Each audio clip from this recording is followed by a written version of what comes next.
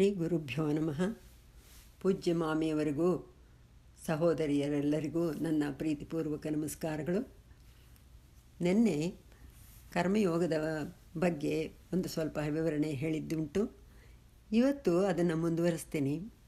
ನಿನ್ನೆ ಲೌಕಿಕ ಕರ್ಮ, ವೈದಿಕ ಕರ್ಮ, ಪಾರಮಾರ್ಥಿಕ ಕರ್ಮ ಇದರ ವಿಷಯವಾಗಿ ಹೇಳಿದ್ದಾಯಿತು. ಇವತ್ತು ಯಜ್ಞಗಳ ವಿಷಯವಾಗಿ ಹೇಳುವಂಥದ್ದು. ಯಜ್ಞಕರ್ಮವನ್ನು 12, 13, 14ನೇ ಶ್ಲೋಕಗಳಲ್ಲಿ ಮತ್ತೂ ವಿವರಿಸಿದ್ದಾನೆ ಕೃಷ್ಣ. ಭಗವಂತ ನಮಗೆ ಕರುಣಿಸಿರುವುದನ್ನು ಮೊದಲು ಅವನಿಗೆ ಅರ್ಪಿಸಿ ನಂತರ ನಾವು ಸ್ವೀಕರಿಸಬೇಕು. ಭಗವಂತನಿಗೆ ಅರ್ಪಿಸುವುದು ಅಂದರೆ ಅವನ ಅಸ್ತಿತ್ವ ಇರುವಂತಹ ಚರಾಚರ ಜೀವರಾಶಿಗಳಿಗೆ ಕೊಡುವುದು ಎಂದರ್ಥ. ಇದು ಯಜ್ಞ. ಈ ಯಜ್ಞಗಳು 5 ವಿಧ: ಬ್ರಹ್ಮಯಜ್ಞ, ದೇವಯಜ್ಞ, ಪಿತೃಯಜ್ಞ, ಭೂತಯಜ್ಞ, ಮನುಷ್ಯಯಜ್ಞ. ಈ 5 ಯಜ್ಞಗಳನ್ನು ಎಲ್ಲರೂ ಮಾಡಲೇಬೇಕು. ಮೊದಲನೇದು ಅಧ್ಯಯನ ಮತ್ತು ಅಧ್ಯಾಪನ. ಇದು ಬ್ರಹ್ಮಯಜ್ಞ ಆಗುತ್ತದೆ. ಅಂದರೆ ಕಲಿಯುವುದು, ಕಲಿತಿದ್ದನ್ನು ಕಲಿಸುವುದು, ಇದು ಬ್ರಹ್ಮಯಜ್ಞ. ಭಗವಂತನಲ್ಲಿ ಶ್ರದ್ಧೆ ಇಟ್ಟು ಅವನು ಸರ್ವಾಂತರ್ಯಾಮಿತ್ವವನ್ನು ಮನಗಂಡು ವಿಶ್ವಾಸವನ್ನು ವೃದ್ಧಿಸಿಕೊಳ್ಳುವುದು ದೇವಯಜ್ಞ. ಪಿತೃಗಳಿಗೆ ತೋರಿಸುವ ಗೌರವವೇ ಪಿತೃಯಜ್ಞ. ಜೀವರಾಶಿಗಳಿಗೆ ಸಲ್ಲಿಸುವಂತಹ ಪೋಷಣೆ, ಕನಿಕರ, ಪ್ರೀತಿ, ವಾತ್ಸಲ್ಯ ಭೂತಯಜ್ಞ ಆಗುತ್ತದೆ.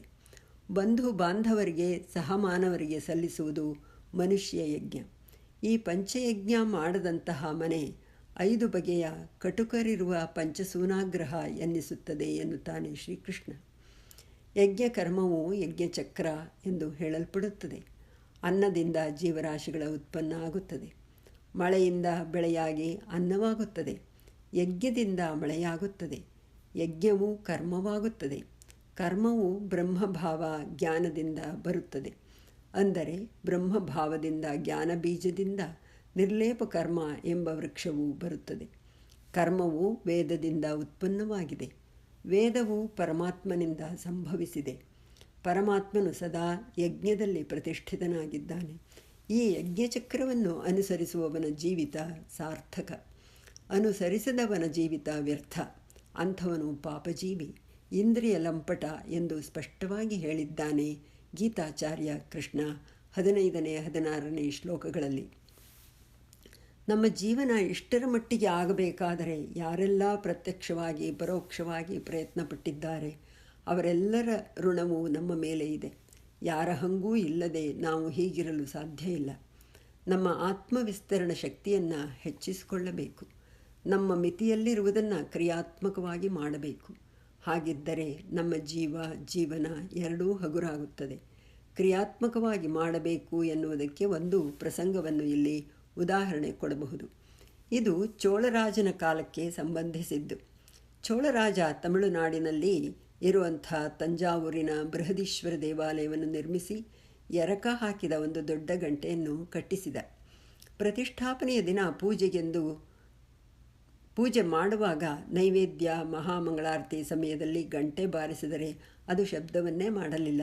ಗಂಟೆ ಮೊಳಗದೆ ನೈವೇದ್ಯ ಆಗುವ ಹಾಗಿಲ್ಲ, ಮಂಗಳಾರತಿ ಇಲ್ಲ, ಪ್ರಸಾದ ವಿನಿಯೋಗ ಇಲ್ಲ.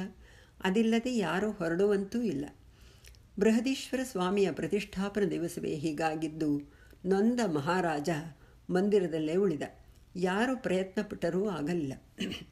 ಆಗ ಯಾರೋ ಒಬ್ಬರ ಮೇಲೆ ದೈವಾವೇಶವಾಗಿ ಯಾರು ಈ ದೇವಸ್ಥಾನಕ್ಕೆ ನಿಸ್ವಾರ್ಥವಾಗಿ ಯೋಗದಾನ ಅಂದರೆ ಸೇವೆ ಮಾಡಿದ್ದಾರೋ ಅವರು ಗಂಟೆಯನ್ನು ಮೊಳಗಿಸಬೇಕು ಎಂಬ ಸಂದೇಶ ಬಂತು. ರಾಜನಿಂದ ಶುರುವಾಗಿ ಅಲ್ಲಿದ್ದವರೆಲ್ಲರೂ ಪ್ರಯತ್ನಪಟ್ಟರು. ಗಂಟೆ ತಣ್ಣಗಿತ್ತು. ಸಂಜೆಯಾಯಿತು.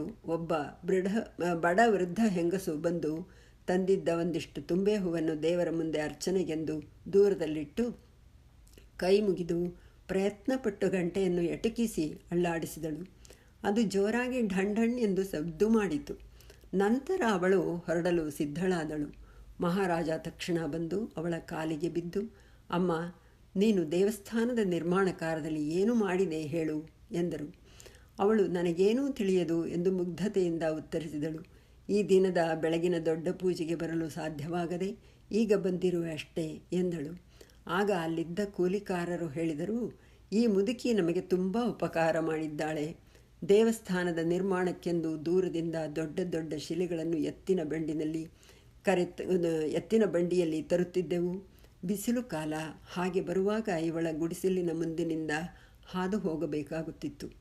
ಎತ್ತುಗಳು ಬಾಯಾರಿರುತ್ತಿದ್ದವು. ಇವಳು ಕಷ್ಟಪಟ್ಟು ಎಲ್ಲಿಂದಲೋ ನೀರು ತಂದು ಪ್ರತಿದಿನ ತಪ್ಪದೆ ಅವುಗಳಿಗೆ ಕುಡಿಸುತ್ತಿದ್ದಳು. ಆ ಮೂಕ ಜೀವಿಗಳು ತೃಪ್ತಿ ಹೊಂದುತ್ತಿದ್ದವು. ನಿಸ್ವಾರ್ಥದಿಂದ ಅವುಗಳ ನೀರಡಿಕೆಯನ್ನು ತೀರಿಸುತ್ತಿದ್ದಳು. ಎಂಥ ಧನ್ಯತೆ ಆಕೆಯದು! ಇದು ನಿರ್ಲೇಪ ಕರ್ಮ, ಇದು ಯಜ್ಞದೃಷ್ಟಿ, ಇದು ಆ ವೃದ್ಧೆಯು ತನ್ನ ಮಿತಿಯಲ್ಲಿ ನಡೆಸಿದಂಥ ಕ್ರಿಯಾತ್ಮಕವಾದ ಕರ್ಮ. ನಿಜವಾಗಿಯೂ ಇದು ಪ್ರಾಣಿ ಪಕ್ಷಿಗಳಿಗಾಗಲಿ ಮಾನವರಿಗೆ ಆಗಲಿ ನಮ್ಮಲ್ಲಿರುವಂಥ ಏನನ್ನಾದರೂ ಕೊಟ್ಟು ತೃಪ್ತಿಪಡಿಸಬೇಕು, ಅದು ಒಂದು ಯಜ್ಞನೇ. ಇವಳು ಹಾಗೆ ಅಂಥ ಆಯಾಸಗೊಂಡಂಥ ಬಾಯಾರಿಕೆ ಆಗಿದ್ದಂಥ ಎತ್ತುಗಳಿಗೆ ನೀರನ್ನು ಕುಡಿಸಿದ್ದು ಇದು ನಿಜವಾಗಿಯೂ ನಿರ್ಲೇಪ ಕರ್ಮ. ಯಾಕೆಂದರೆ ಎತ್ತುಗಳಿಂದ ಅವಳು ಏನೂ ಅಪೇಕ್ಷೆ ಪಟ್ಟಿರಲಿಲ್ಲ. ಆ ಜೀವಿಗಳಿಗೆ ಅನುಕೂಲವಾಗಲಿ ಅಂಥೇಳಿ ನೀರು ಕುಡಿಸ್ತಾ ಇದ್ಲು. ಎಂಥ ಒಳ್ಳೆಯ ಕೆಲಸ ಇದು. ಇದನ್ನು ಅವಳು ಮಾಡಿದ್ಲು. ಅವಳಿಂದ ಏನಾಯಿತು? ಈಶ್ವರನಿಗೆ ತೃಪ್ತಿ ಆಯಿತು. ಅದು ಇಲ್ಲಿಗೆ ನಿಲ್ಲಿಸ್ತೀನಿ ಗೆಳತಿಯರೇ. ನಾಳೆ ಮುಂದುವರಿಸೋಣ. ಎಲ್ರಿಗೂ ನಮಸ್ಕಾರ. ಶ್ರೀ ಗುರುಭ್ಯೋ ನಮಃ. ಪೂಜ್ಯ ಮಾಮಿಯವರಿಗೂ ನಮ್ಮ ಸಂಘದ ಸಹೋದರಿಯರೆಲ್ಲರಿಗೂ ನನ್ನ ಪ್ರೀತಿಪೂರ್ವಕ ನಮಸ್ಕಾರಗಳು. ಭಗವದ್ಗೀತೆ ಬಗ್ಗೆ ಚಿಂತನೆ ಅಂತ ಕರ್ಮಯೋಗವನ್ನು 3ನೇ ಅಧ್ಯಾಯದಲ್ಲಿ ನಿನ್ನೆ ಸ್ವಲ್ಪ ಭಾಗವನ್ನು ನೋಡಿದ್ದಾಯಿತು. ಅದರಲ್ಲಿ ಆ ವೃದ್ಧೆ ಹೇಗೆ ಎತ್ತುಗಳಿಗೆ ನೀರು ಕುಡಿಸಿ ತನ್ನ ನಿಸ್ವಾರ್ಥ ಸೇವೆಯನ್ನು ಮಾಡಿ ಪರಮಾತ್ಮನ ಕೃಪೆಗೆ ಪಾತ್ರಳಾದಳು ಅನ್ನೋದನ್ನು ನೋಡಿದ್ವಿ. ಇವತ್ತು ಅದೇ ತರಹ ಇನ್ನೊಂದನ್ನು ಈ ನಿರ್ಲೇಪ ಕರ್ಮಕ್ಕೆ ಉದಾಹರಣೆಯಾಗಿ ಹೇಳ್ತೀನಿ ನಾನು. ತಾಸು ಶಾಮರಾಯರ 3 ತಲೆಮಾರು ಎಂಬ ಕಾದಂಬರಿಯಲ್ಲಿ ಬರುವ ಒಂದು ಘಟನೆ. ಟಿ.ಎಸ್. ವೆಂಕಣ್ಣಯ್ಯನವರ ತಂದೆ ಸುಬ್ಬಣ್ಣನವರು ಅತ್ಯಂತ ಸಾತ್ವಿಕರು, ಬಡತನದಲ್ಲೇ ಬದುಕುತ್ತಿದ್ದವರು. ಒಂದು ಸರ್ಕಾರಿ ಕಚೇರಿಯಲ್ಲಿ ಕೆಲಸ ಮಾಡುತ್ತಿದ್ದರು.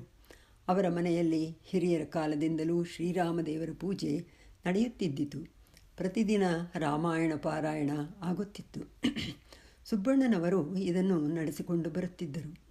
ಒಂದು ದಿನ ಅಮಲ್ದಾರ್ ಅಕ್ಬರ್ ಸಾಹೇಬರು ಇವರಿದ್ದ ಊರಿಗೆ ಬಂದರು. ಅವರು ಬಹಳ ಒಳ್ಳೆಯ ವ್ಯಕ್ತಿ ಎಂದು ಹೆಸರಾಗಿದ್ದರು. ಮದುವೆಯಾಗಿ 12-13 ವರ್ಷಗಳಾಗಿದ್ದರೂ ಇವರಿಗೆ ಮಕ್ಕಳಾಗಿರಲಿಲ್ಲ. ಸುಬ್ಬಣ್ಣನವರ ಸಂಬಂಧಿ ರಾಮಣ್ಣ ಅನುಕೂಲಸ್ಥ.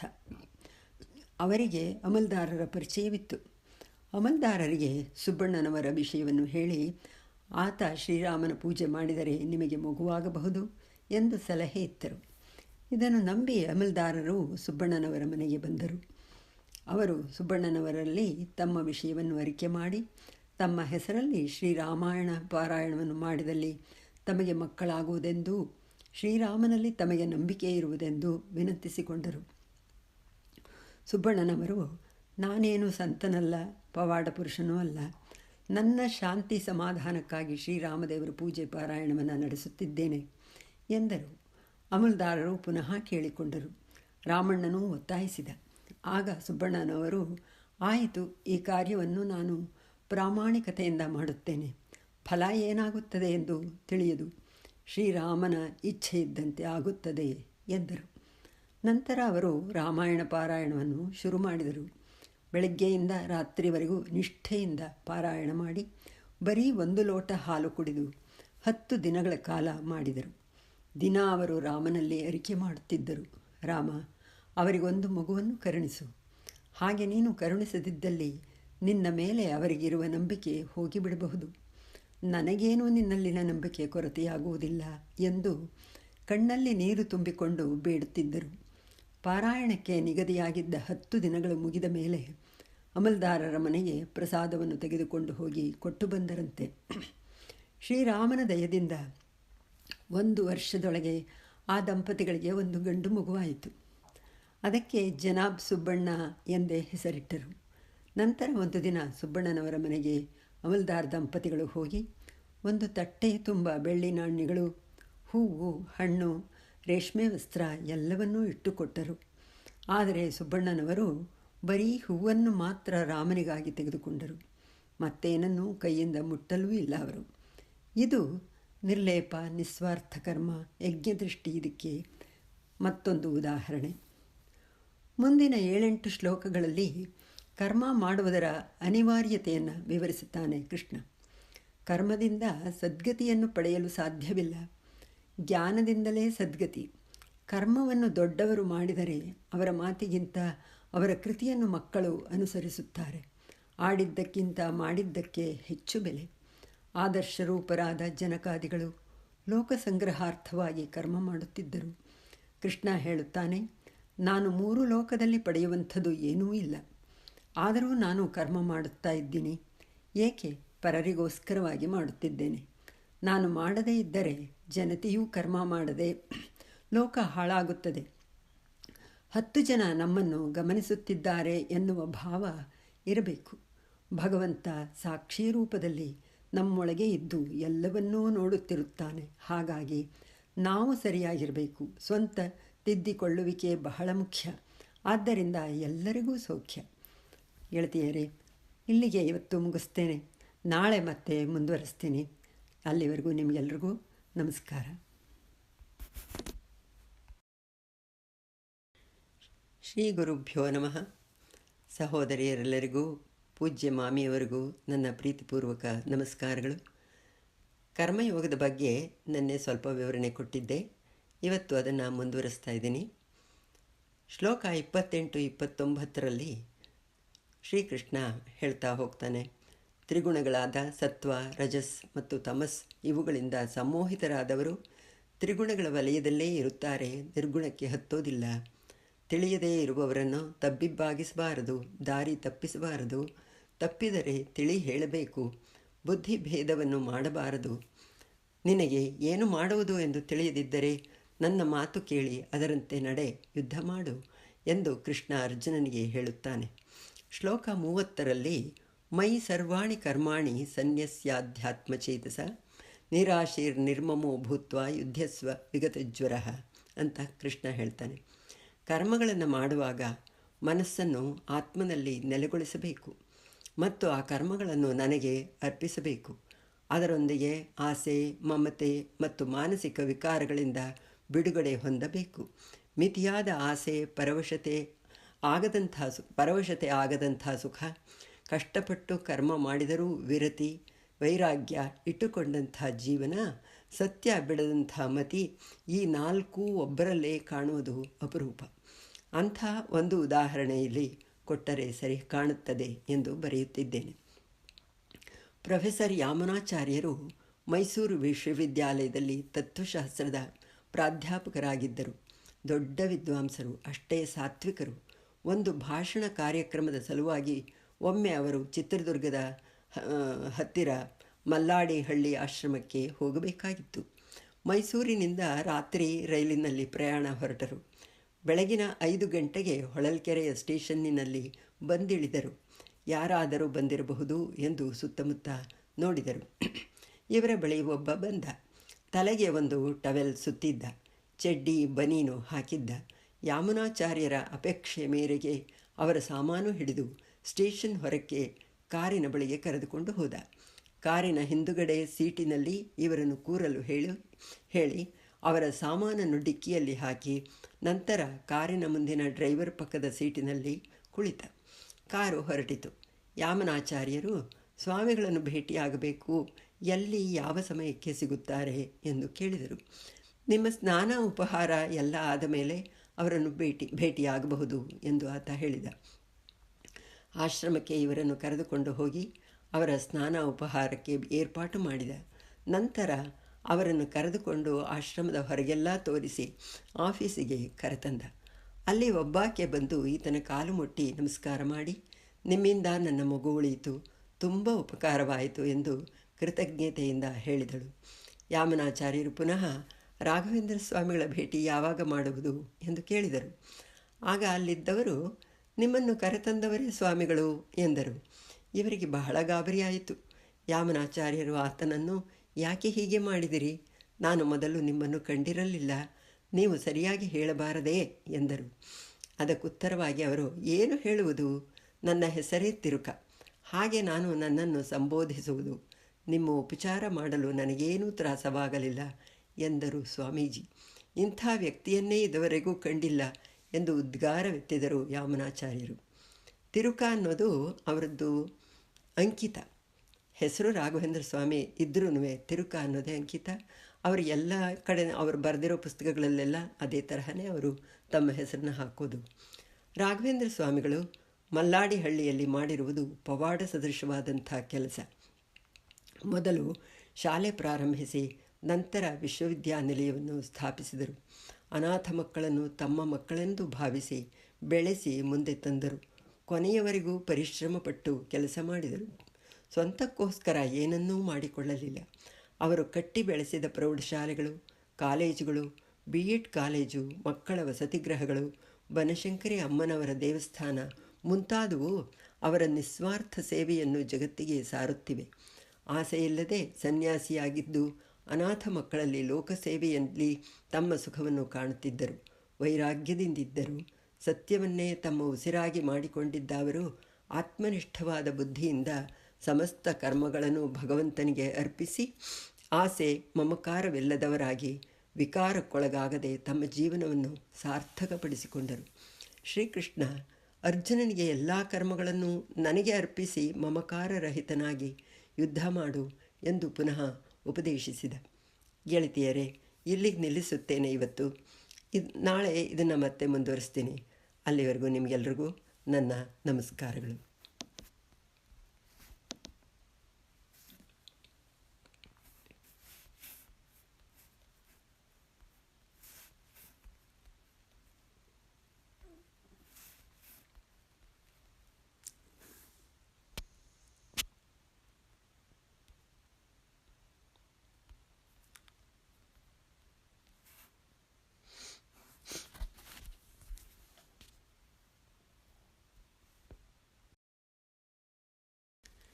ಶ್ರೀ ಗುರುಭ್ಯೋ ನಮಃ. ಪೂಜ್ಯ ಮಾಮಿಯವರಿಗೂ ಸಹೋದರಿಯರೆಲ್ಲರಿಗೂ ನನ್ನ ಪ್ರೀತಿಪೂರ್ವಕ ನಮಸ್ಕಾರಗಳು. 3ನೇ ಅಧ್ಯಾಯ ಕರ್ಮಯೋಗದ ಬಗ್ಗೆ ಇವತ್ತು ಒಂದು ಸ್ವಲ್ಪ ಉಳ್ಕೊಂಡಿದೆ, ಅದನ್ನು ಹೇಳ್ತೀನಿ. 35ನೇ ಶ್ಲೋಕದಲ್ಲಿ ಕೃಷ್ಣ ತನ್ನ ಮಾತನ್ನು ಮುಂದುವರಿಸಿ ಸ್ವಧರ್ಮದ ಬಗ್ಗೆ ಹೇಳ್ತಾನೆ. ಸ್ವಧರ್ಮಾಚರಣೆಯಲ್ಲಿ ಅನೇಕ ಅನುಕೂಲತೆಗಳುಂಟು. ಸ್ವಧರ್ಮಿಗೆ ಪ್ರಕೃತಿ ಸಹಾಯವಾಗಿರುತ್ತಾಳೆ. ಅದರಿಂದ ಯೋಗ್ಯತೆ ಹೆಚ್ಚುತ್ತದೆ, ಲೋಕಕ್ಕೆ ಪ್ರಯೋಜನ ಹೆಚ್ಚಾಗುತ್ತದೆ. ಸ್ವಧರ್ಮ ನಿರತರಲ್ಲಿ ಕೆಲವು ಗೊತ್ತಾದ ಗುಣ ಶಕ್ತಿಗಳಿರುತ್ತವೆ. ಸ್ವಧರ್ಮವನ್ನು ಬಿಟ್ಟರೆ ಹಿಂದಿದ್ದ ಶಕ್ತಿ ಸಾಮರ್ಥ್ಯಗಳು ಕುಂದುತ್ತವೆ. ಹೊಸದರಲ್ಲಿ ಪರಿಪೂರ್ಣತೆ ಬರುವ ಭರವಸೆ ಇಲ್ಲ. ಸ್ವಧರ್ಮದ ಬಗ್ಗೆ ವಿವರಣೆ ಕೊಡುತ್ತಾ DVಜಿಯವರು ಹೇಳಿದ ಒಂದು ಪ್ರಸಂಗ ಹೀಗಿದೆ. ಸಾಹುಕಾರರ ಮನೆಯಲ್ಲಿ ಮದುವೆ. ಮಡಿವಾಳ ಮಾಚೆಯನಿಗೆ 1 ತಿಂಗಳು ವಿಪರೀತ ಕೆಲಸ. ಆದರೆ ಏನು, ಲಗ್ನದ ದಿವಸ ಜಮಖಾನದ ಮೇಲೆ ಕುಳಿತು ಹೂವಿನ ಹಾರ ಹಾಕಿಸಿಕೊಂಡವನು ಸಂಗೀತದ ರಂಗಪ್ಪ. ಕಷ್ಟಪಟ್ಟು ತಿಂಗಳಿನಿಂದ ದುಡಿದ ಮಾಚಯ್ಯನಿಗೆ ಯಾವ ಪುರಸ್ಕಾರವೂ ಇಲ್ಲ. ರೋಸಿದ ಮಾಚಯ್ಯ ಮಗ ಮಾರಯ್ಯನನ್ನು ಸಂಗೀತಕ್ಕೆ ಹಾಕಿದ. 10 ವರ್ಷ ಪಾಠ ನಡೆಯಿತು. ಮಾರಯ್ಯನ ಹಾಡಿಕೆ ಬೀದಿಯ ಭಜನೆಗೆ ಬೇಕಾದಷ್ಟಾಯಿತು. ಆದರೆ ಸ್ವಧರ್ಮದ ಮಡಿವಾಳಿಕೆ ಬಿಟ್ಟಿದ್ದರಿಂದ ಆ ಬಗೆಯ ಶಕ್ತಿ ಸಾಮರ್ಥ್ಯಗಳು ಕುಂಠಿತವಾಗಿ ಹೊಸದಾದ ಸಂಗೀತದಲ್ಲೂ ಪರಿಣತಿ ಬಾರದೆ ತ್ರಿಶಂಕುವಾದ. ಈಗ 36ರಿಂದ 42ನೇ ಶ್ಲೋಕದವರೆಗೆ ಅರ್ಜುನ ಕೃಷ್ಣ ಸಂವಾದ ಹೀಗಿದೆ. ಅರ್ಜುನ ಹೇಳ್ತಾನೆ, ಗೊತ್ತಿದ್ದು ಒಂದೊಂದು ಸಲ ತಪ್ಪು ದಾರಿಗೆ ಹೋಗುವುದಾಗುತ್ತದೆ, ಅದು ಹೇಗೆ ಎಂದು ಕೇಳುತ್ತಾನೆ. ಅದಕ್ಕುತ್ತರವಾಗಿ ಶ್ರೀಕೃಷ್ಣ ಹೇಳೋದು ಅರಿಷಡ್ವರ್ಗಗಳ ವಿಷಯವಾಗಿ. ಅರಿಷಡ್ವರ್ಗಗಳು ಶತ್ರುಗಳು. ಎಲ್ಲಕ್ಕೂ ಮೂಲ ಕಾಮ, ಬಯಕೆ. ಇದರ ಪೂರೈಕೆಗಾಗಿ ಉಳಿದ ಕ್ರೋಧ, ಲೋಭ, ಮೋಹ, ಮದ, ಮಾತ್ಸರ್ಯಗಳು ಸೇರಿ ತಪ್ಪು ದಾರಿಯಲ್ಲಿ ಹೋಗುವ ಹಾಗೆ ಮಾಡುತ್ತವೆ. ಇವುಗಳಿಂದ ಪಾಪ ಸಂಭವಿಸುತ್ತದೆ. ಜೀವಕ್ಕೆ ಕಾಮವು ಕವಚ. ಇದರೊಂದಿಗೆ ಇಂದ್ರಿಯಗಳು, ಮನಸ್ಸು, ಬುದ್ಧಿ ಎಲ್ಲವೂ ಸೇರಿ ಎಲ್ಲವನ್ನೂ ಕೆಡಿಸುತ್ತೆ, ದೋಷವುಂಟು ಮಾಡುತ್ತೆ. ಇದನ್ನೂ ಮೀರಿ ಆತ್ಮದ ನೆಲೆಯನ್ನು ನಾವು ಯೋಚನೆ ಮಾಡಬೇಕು. ಬುದ್ಧಿಗೂ ಅತೀತವಾದ ಸ್ಥಿತಿಯಲ್ಲಿ ಆತ್ಮ ಇದೆ. ಸಮಸ್ಯೆಯನ್ನು ಅದಕ್ಕೂ ಮಿಗಿಲಾದ ಆಯಾಮದಲ್ಲಿ ನಾವು ನೋಡಬೇಕು. ಹಾಗಿಲ್ಲದಲ್ಲಿ ಪರಿಹಾರ ಸಿಗುವುದಿಲ್ಲ. ಕಾಮವೆನ್ನುವ ಶತ್ರುವನ್ನು ಗೆದ್ದು ಲೋಭದ ಮೂರ್ತಿಯಾದ ದುರ್ಯೋಧನನನ್ನು ನಾಶ ಮಾಡು ಎಂದು ಬೋಧಿಸಿದ ಕೃಷ್ಣ ಅರ್ಜುನನಿಗೆ.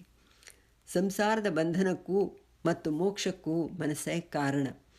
ಆ ಮನಸ್ಸಿಗೆ ನಮ್ಮನ್ನು ಉದ್ಧಾರ ಮಾಡುವ ಶಕ್ತಿಯೂ ಇದೆ, ಹಾಳು ಮಾಡುವ ಶಕ್ತಿಯೂ ಇದೆ. ಆನೆಗಳಿಂದಲೇ ಆನೆಗಳನ್ನು ಪಳಗಿಸುವಂತೆ ಮನಸ್ಸಿನಿಂದಲೇ ಮನಸ್ಸನ್ನು ಪಳಗಿಸಬೇಕು. ಏಕೆಂದರೆ ಮನಸ್ಸಿಗೆ ಆನೆಗಿಂತಲೂ ಜಾಸ್ತಿ ಶಕ್ತಿ. ಅದರಿಂದ ಯಾವಾಗಲೂ ಸಮಬಲ ಇದ್ದವರೇ ಹೋರಾಡಬೇಕು ಅಲ್ವೇ? ಅದರಿಂದ ಆನೆಗಳಿಂದನೇ ಪಳಗಿಸುವಂತೆ ಮನಸ್ಸಿನಿಂದಲೇ ಮನಸ್ಸನ್ನು ಪಳಗಿಸಬೇಕು. ಯಾವುದು ಕೆಟ್ಟದು, ಯಾವುದು ಒಳ್ಳೆಯದು ಎಂಬುದನ್ನು ಬುದ್ಧಿಯ ಮೂಲಕವಾಗಿ ಯೋಚಿಸಿ ಒಳ್ಳೆಯದನ್ನೇ ಆರಿಸಿಕೊಂಡು ಕಾರ್ಯ ಮಾಡುತ್ತಿದ್ದರೆ ಉತ್ತಮ ಸಂಸ್ಕಾರವಾಗುತ್ತದೆ.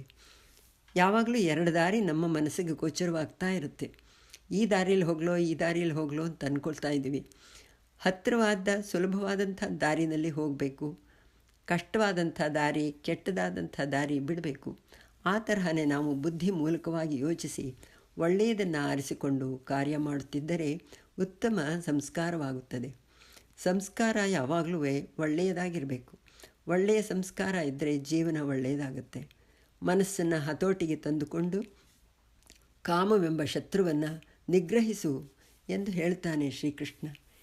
ಗೆಳತಿಯರೇ, ಇಲ್ಲಿಗೆ 3ನೇ ಅಧ್ಯಾಯ ಮುಗಿಯಿತು. ಇದನ್ನು ನೀವು ಒಂದೆರಡು ಸಲ ಕೂತ್ಕೊಂಡು ಕೇಳಿ, ಮತ್ತೆ ಮನನ ಮಾಡಿ, ಚಿಂತನೆ ಮಾಡಿ. ಯಾವುದನ್ನು ನೀವು ಮನಸ್ಸಿನಲ್ಲಿ ಯೋಚನೆ ಮಾಡಿಕೊಂಡು ಅನುಮಾನ ಬಂದರೆ ಮಾತ್ರ ಪ್ರಶ್ನೆ ಬರುತ್ತೆ. ಅನುಮಾನ ಇಲ್ಲದೆ ಚೆನ್ನಾಗಿ ಅರ್ಥವಾದರೆ ಪ್ರಶ್ನೆ ಏನೂ ಇರುವುದಿಲ್ಲ. ಅಲ್ಲಿ ಕೇಳೋದಕ್ಕೇನಿರೋದಿಲ್ಲ, ಹೇಳೋದಕ್ಕೂ ಏನೂ ಇರೋದಿಲ್ಲ. ಆದ್ದರಿಂದ ನೀವು ಒಂದೆರಡು ಸಲ ಕೇಳಿ. ನಿಮಗದು ಮನದಟ್ಟಾದರೆ ಸಂತೋಷ. ಏನಾದರೂ ಅನುಮಾನ ಬಂದರೆ ಪ್ರಶ್ನೆ ಹಾಕಿ. ನಾಳೆ ನಾಡಿದ್ದು ಟೈಮ್ ಇರುತ್ತೆ ನಿಮಗೆ. ನೀವು ನನಗೆ ತಿಳಿಸಿದರೆ ನಾನು ಸೋಮವಾರ ಅದಕ್ಕೆ ಉತ್ತರವನ್ನು ಹೇಳಿ ಹಾಗೂ 4ನೇ ಅಧ್ಯಾಯವನ್ನು ಶುರು ಮಾಡ್ತೀನಿ. ನಿಮಗೆಲ್ರಿಗೂ ಅದುವರೆಗೂ ನಮಸ್ಕಾರ. ಶ್ರೀ ಗುರುಭ್ಯೋ ನಮಃ. ಪೂಜ್ಯ ಮಾಮಿಯವರಿಗೂ ಸಹೋದರಿಯರೆಲ್ಲರಿಗೂ ನನ್ನ ಪ್ರೀತಿಪೂರ್ವಕ ನಮಸ್ಕಾರಗಳು.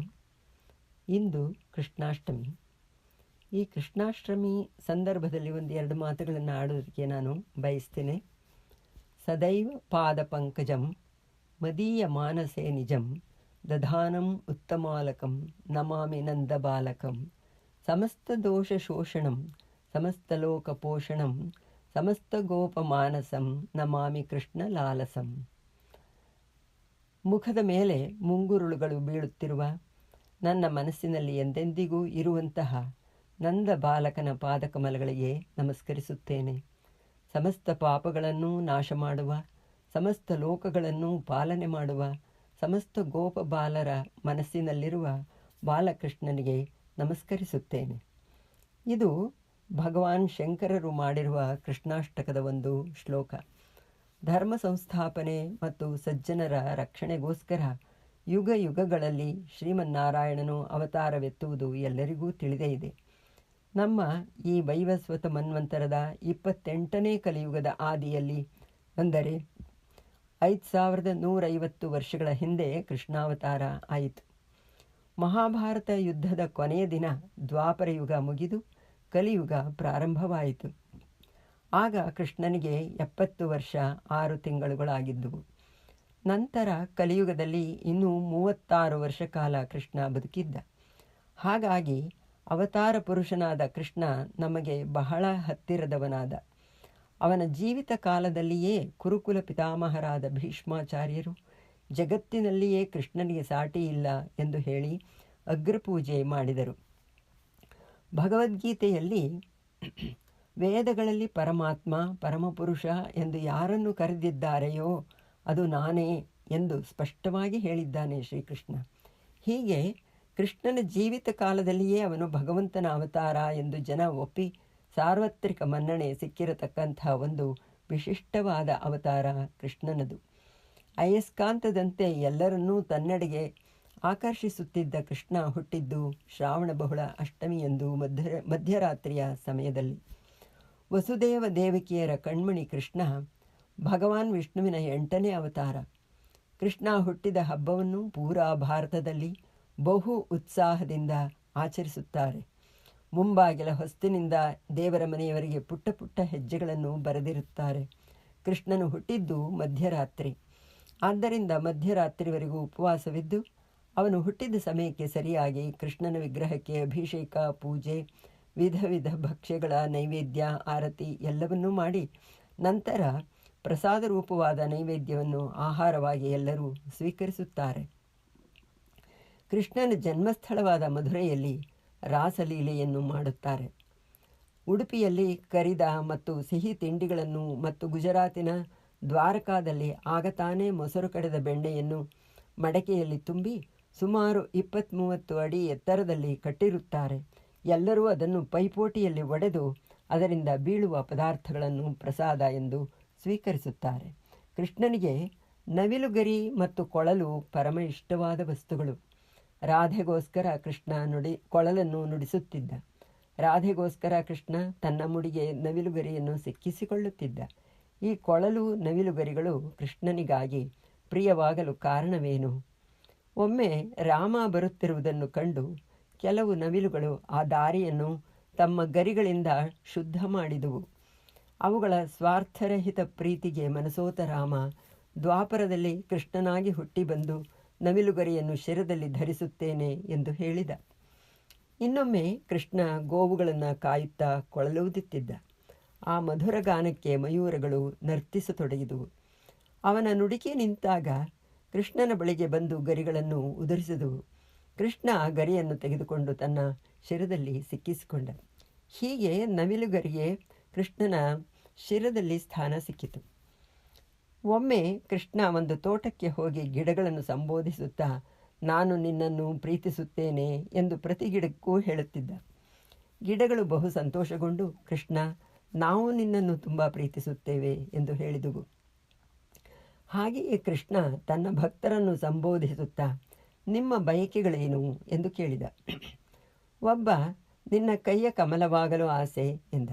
ಇನ್ನೊಬ್ಬ ನಿನ್ನ ಕೈಯ ಶಂಖವಾಗಲು ಆಸೆ ಎಂದ. ಮಗದೊಬ್ಬ ನಿನ್ನ ಕೈಯ ಚಕ್ರವಾಗಲು ಆಸೆ ಎಂದ. ಕೃಷ್ಣ ನನ್ನ ಕೈಯ ಕೊಳಲಾಗಲು ಆಸೆ ಇಲ್ಲವೇ ಎಂದ. ಕೃಷ್ಣ ತಕ್ಷಣವೇ ಆತುರಾತುರವಾಗಿ ತೋಟಕ್ಕೆ ಹೋಗಿ ಒಂದು ಬಿದಿರಿನ ಹತ್ತಿರ ಹೋಗಿ ನಿಂತ. ಬಿದಿರು ಏನಾಯಿತು ಕೃಷ್ಣ ಎಂದಿತು. ನಿನ್ನನ್ನು ಏನೋ ಕೇಳಬೇಕಾಗಿದೆ, ಹೇಗೆ ಕೇಳುವುದು ಎಂದು ಯೋಚಿಸುತ್ತಿದ್ದೇನೆ ಎಂದ. ಅದಕ್ಕೆ ಅದು ಪರವಾಗಿಲ್ಲ ಕೇಳು, ನನಗೆ ಸಾಧ್ಯವಾದರೆ ಕೊಡುವೆನು ಎಂದಿತು. ಕೃಷ್ಣ ನನಗೆ ನೀನು ಬೇಕು, ನಿನ್ನನ್ನು ಕತ್ತರಿಸಬೇಕಾಗಿದೆ ಎಂದ. ಬಿದಿರು ಒಂದು ಕ್ಷಣ ಯೋಚಿಸಿ ನಿನಗೆ ಬೇರೆ ದಾರಿ ಇಲ್ಲವಾ, ನಾನೇ ಬೇಕೇ ಎಂದಿತು.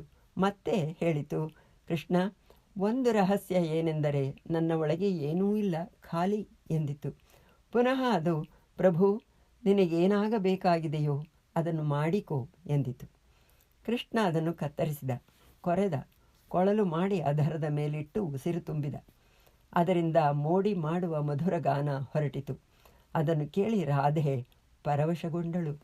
ಗೋಪ ಬಾಲಕರು ಪುಲಕಿತರಾದರು. ಪಶುಗಳು ಪಕ್ಷಿಗಳು ಮೈಮರೆತವು. ಯಮುನೆಯು ಸ್ತಬ್ಧಳಾದಳು. ಅಮರವಾಯಿತು ಬಿದಿರ ಕೊಳಲು. ಹೀಗೆ ಕೃಷ್ಣನಿಗೆ ರಾಧೆಗೆ ಎಲ್ಲರಿಗೂ ಪ್ರಿಯವಾದಂಥ ಕೊಳಲು ಬಂದಿದ್ದವು. ನಮಗೆಲ್ಲರಿಗೂ ಆಶ್ಚರ್ಯವಾಗುತ್ತೆ ಅಲ್ಲವೇ? ಇವಾಗ ಕೃಷ್ಣನ ಮೇಲೆ ಒಂದು ಚಿಕ್ಕ ಕವನವನ್ನು ಹೇಳ್ತೀನಿ.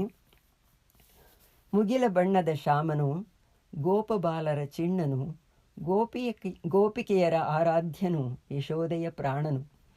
ಬೆಳಕಾಗಿ ಬಂದನು ದೇವಕಿಗೆ, ಸಖನಾಗಿ ಇದ್ದನು ಕಿರೀಟಿಗೆ, ಸಾರಿದನು ಗೀತೆಯ ಜಗತ್ತಿಗೆ, ಆಚಾರ್ಯನಾದನು ಸಕಲರಿಗೆ.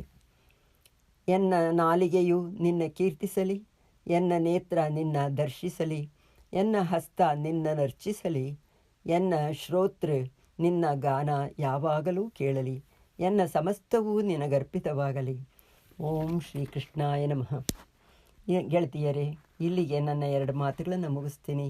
ನಿಮಗೆಲ್ಲರಿಗೂ ಮತ್ತೊಮ್ಮೆ ಶ್ರೀಕೃಷ್ಣಾಷ್ಟಮಿಯ ಶುಭಕಾಮನೆಗಳು. ನಮಸ್ಕಾರ.